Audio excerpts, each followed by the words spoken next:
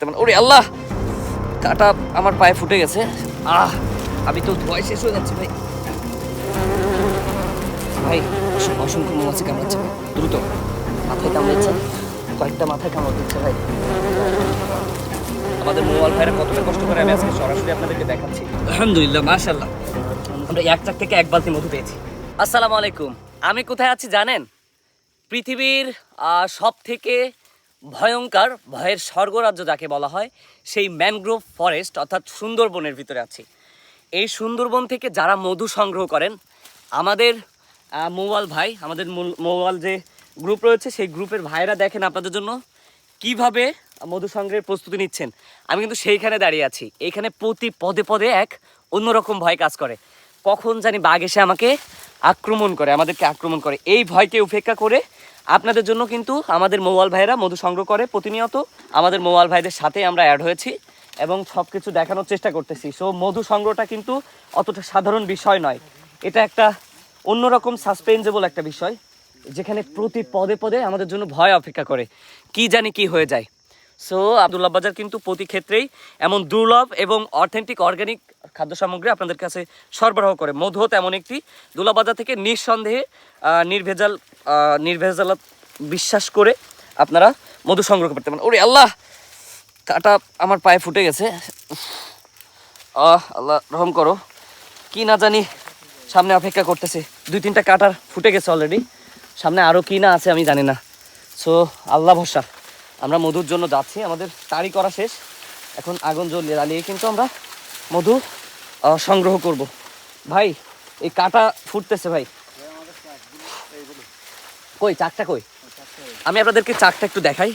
আমরা কয়েকটা চাক পেয়েছি, চাকটা একটু যদি কাছ থেকে দেখাই। কই ভাইয়া চাকটা কই? চাকটা কই?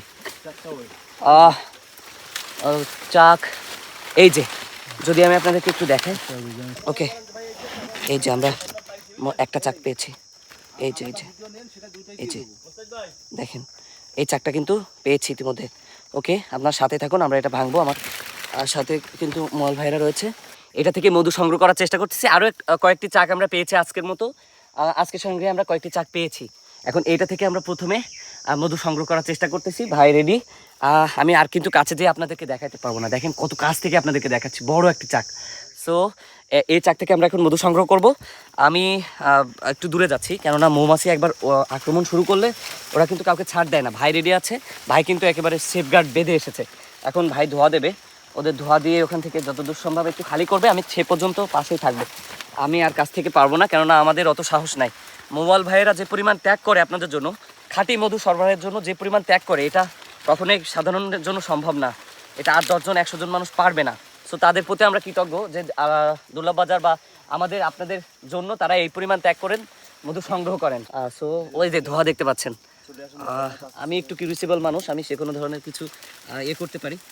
সো আপনাদেরকে আজকের এই মিশনটা দেখানোর চেষ্টা করতেছি। আমাদের মোবাইল ভাই কিন্তু ধোয়া দিয়ে চলে গেছে অলরেডি, ধোয়া বানিয়ে। আমি কিন্তু আর ভিতরে গেলে আমার মনে হচ্ছে আমি মৌমাছির কামড় খাবো। জি ভাই, আমি তো ধোয়ায় শেষ হয়ে যাচ্ছি ভাই।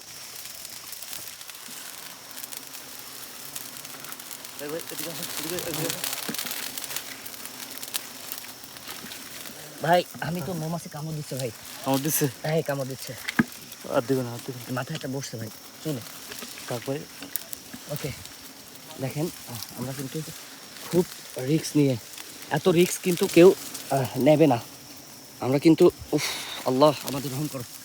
দেখেন আমার কয়টা কামড়িয়েছে তার কোনো ঠিক ঠিকানা নাই। আল্লাহ রহম করো ভাই। অসংখ্য মৌমাছি কামড়াচ্ছে ভাই, দ্রুত যত দূর সম্ভব করা যায়। হ্যাঁ, আবার মাথায় কামড়িয়েছে, কয়েকটা মাথায় কামড় দিচ্ছে ভাই। ভাই আমরা গায়ে তো আমি ধোঁয়া দিচ্ছি, মাথার ভিতরে কামড়াইছে কয়টা। মানে ধোয়ার ভিতরে থাকলে সেফ থাকবো না। আল্লাহ রহম করো, আল্লাহ রহম করো। এত কষ্ট করেই কিন্তু মধু সংগ্রহ হয়। সুন্দরবনের মধু কিন্তু এত সহজ এত সোজা না।